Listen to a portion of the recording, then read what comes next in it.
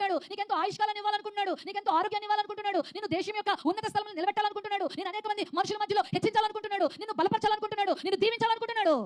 కానీ విచారకరమైన విషయం ఏంటంటే సింహాలకు దొరికిపోయే పరిస్థితి, సమస్యలకు దొరికిపోయే పరిస్థితి, కీడులకు దొరికిపోయే పరిస్థితి, ఇబ్బందులు ఎదుర్కొని జీవితాన్ని నాశనం చేసుకునే పరిస్థితి నేడు మామూలు ప్రజలతో పాటు క్రైస్తవులు విశ్వాసులు కూడా ఎందుకు అనుభవిస్తున్నారంటే దేవుని దృష్టిలో నిర్దోషులుగా కనబడనందున. మనుషుల దృష్టిలో బాగానే కనబడతాం.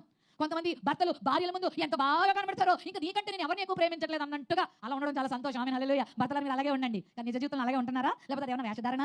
కొంతమంది భార్యలు కూడా అంతేనండి, భర్తలకి ఇక నువ్వు తప్ప నాకు ఇంకెవరూ లేరు అన్నట్లుగా ఎంతో ప్రేమిస్తారు, కానీ ఆ తర్వాత ఏమో అది ఎంతవరకు నిజమో నటించి లేకపోతే అలాంటి చేసేవాళ్ళు లేకపోతే మంచోళ్ళు కూడా లేకపోలేదు.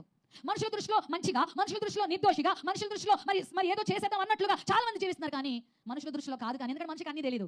మనిషికి అంతరంగం తెలుసా, మనిషికి రేపటి సంగతి తెలుసా, మనిషికి ఏం తెలుసు అంటే నథింగ్. మనుషుడా నువ్వు ఏ పాటి వాడు అన్నాడు, మాకేమీ తెలియదు. వాక్యంలో ఒక మాట ఉంది, మనుషుల హృదయం అంట లోతు నీళ్ల బావి అంటదంట. అది మనకు తెలియదు.